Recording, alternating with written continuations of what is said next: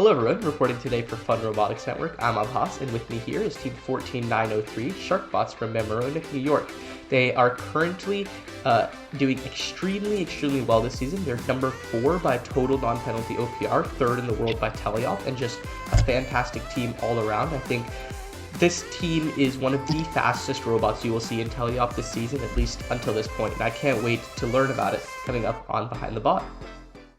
Okay, SharkBots. So, New York is a pretty competitive region year after year. I think this season, your guys' teleop has just been on another level. What do you think were like the biggest factors you were considering coming into the season and like wanting to have such a strong teleop? So the main factor is definitely driver practice. I think we sort of aimed with our robot to not try to do something too complicated. Like we just have like claw-to-claw transfer, horizontal extension slides, vertical slides. And that just let us have something that we knew wouldn't take too long to iterate on and get working, and focus a lot on just driver practice. Cool. And so on the topic of driver practice, if you could just give some numbers or insight, how often are you practicing? Do you think there's anything special you do in practice that teams could learn from? Yeah. So for driver practice, what we've been doing is just I guess maybe 2-3 hours per week. And then what we do is we record driver practice sessions. So we'll have some videos of solo runs, and then based off of that, seeing how consistent we are in our runs. Maybe pickups are taking more time, maybe deposits are taking more time, and then based off of that, seeing where we can improve.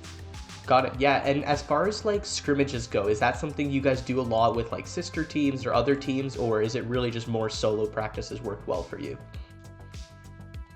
We've done both. Mainly so far we've done solo practice. We have a sister team and we do some scrimmages with them, and then we're thinking about doing more scrimmages with teams in our area.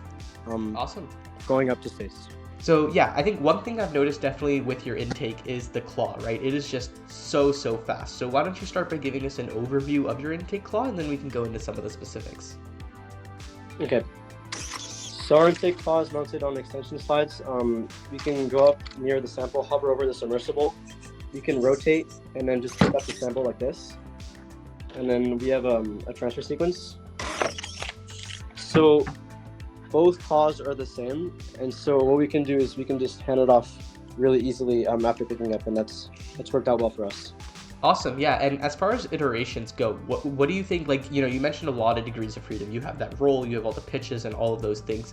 Did you just do everything right from the beginning, or was it you had only a couple of them in the beginning and then you realized, okay, no, we could use the roll, let's add that? How did that look for you guys?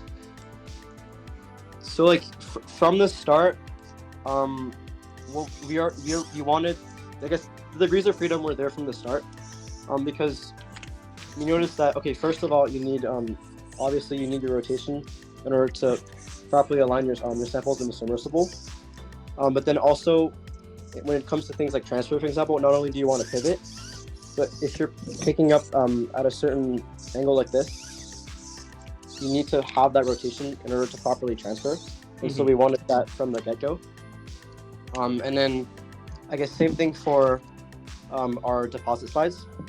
For our deposit claw, we also wanted the ability to do specimens, and so same thing. You want that rotation to be able to do both. Got it. Yeah, that makes a ton of sense. And as far as iterations go, do you think there was any key changes you made to your claw that just really leveled up how it worked, whether it be in hardware or software?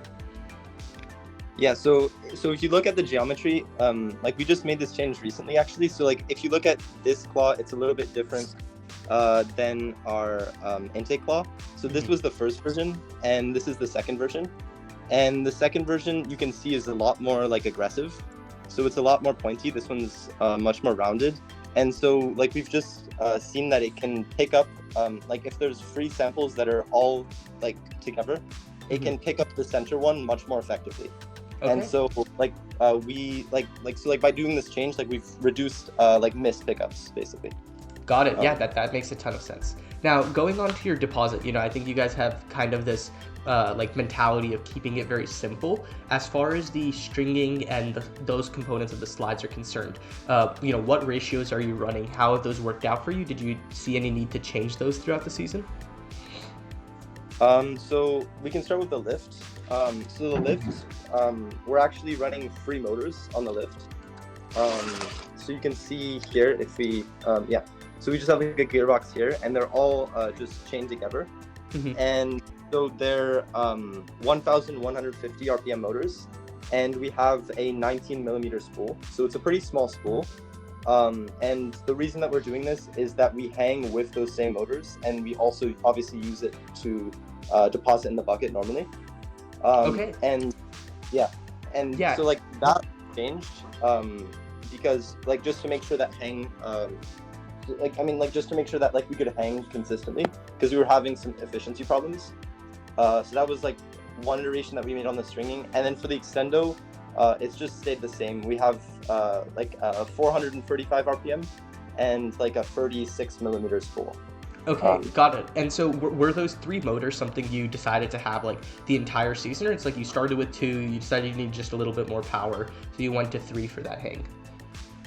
So like because of our design architecture, since we have a claw-based intake and not an active intake, that frees up another motor, and so we didn't really need that motor for extension. So we said, okay, why not go for 3 motors on the lift? Mhm. We thought about designs like having a PTO, but we wanted something that was like more consistent and easier to implement for the beginning of the season because that's reliable. Mhm. And so motors has worked out well for us. Awesome. Yeah, and last thing about the lift, I think I see your inserts are a little different than I normally see with teams. Do you have something special going on there? Is there something you want to talk about, or are those pretty standard? So it's basically like a half aluminum, half 3D printed. So we have like a bent aluminum piece that you can see that's like this, and then on the inside we have a 3D printed part, and that part is basically just in compression. So we didn't want to make it fully 3D printed, just to be able to make sure that it's like super strong. And so that's why like we have like the aluminum on the outside. Got it. And yeah, so that aluminum, is that something you bent yourself, or it's like aluminum angle that you're using and just cutting off appropriately? So we have Fabworks bend it. Okay, very cool. That's awesome. Yeah, and talking about your hang, I see you guys have these very long sloping arms in the back. What is the functionality of those? Is there anything special going on there? We have countersprung hooks in order to hang like this. So what we do is we can go under the bar and simply extend our slides up, and what will happen is that it'll actually automatically align the bar for us. And then once we engage on the bottom here, the robot will tip backwards basically and then hang like this. Awesome. Yeah, and I think I saw at least the level 2 hang from you guys. So looking forward into the future, is level 3 something you're interested in, or you think just level 2 is fast enough, you get more points elsewhere? We're looking into it, possibly with like servo hang for the first stage and then using our slides for level 3. But right now like level 2 is pretty fast, so in terms of like getting more cycles out without losing too much time to hang, that's worked out really well for us. So got it. Yeah, and touching on software a bit, what do you think are the key automations that really level up your guys' teleop? So we use FTC loop for our automations. So we have sequences in order to do like intaking and then depositing. So for example, I can press a single button here, and then that'll shoot out the intake. It's another button to intake and then transfer. And then let's say I wanted to deposit a sample. That's only one button. Very cool. I can deposit. So in terms of like driver automation, there's not too much for the driver to think about. And so it's just like you have a more streamlined approach in order to for the game. Awesome. Yeah. And so I think the last thing I want to touch on is about the whole specimen versus sample debate, right? So I think in your last competition, you guys hit your 5+0 specimen auto every single time, which is fantastic. But in teleop, you seem to much prefer samples. Is that correct? So what was the reasoning behind, like this difference? So in terms of like actual difference, we have the ability to do both. So I guess I can show you here. So due to our design architecture, we have the ability to do both specimens and samples.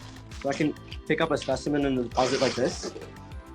But the reason why we do mostly samples is because you get a higher contribution. You get more points out of doing samples because like we don't have, let's say, like a clipbot. But we have the ability to do both. Okay. And actually, competition before that, we were mostly doing specimen. And so for this competition, we decided to mostly do samples. To see like Yeah, just which try and think different things out, see how it goes. Yeah, obviously it worked quite well for you guys, right? Like third teleop OPR in the world is no easy feat. But yeah. All right, and just looking forward to the New York Championship, and hopefully qualifying for Worlds and stuff like that. Are there any game strategy advice that you have for teams who are looking to just take their teleop to the next level? I would say probably focus on I'd say focus on being adaptive. So practicing in different environments where, let's say, you have like some teams blocking you, or maybe one time you try driving, let's say picking up from the chamber area, maybe another time you try from a submersible. I would say like having a lot of different scenarios planned out so that when you run into those in competition, you don't feel stressed or you don't have like a panic attack. Yeah, absolutely. All right, SharkBots. Well, thank you guys so much. You guys have been absolutely killing it this season. I can't wait to see how you guys do in early March. Best of luck. Reporting for Fun Robotics Network, I'm Abhas, and this is Team 14903 SharkBots. Thank you.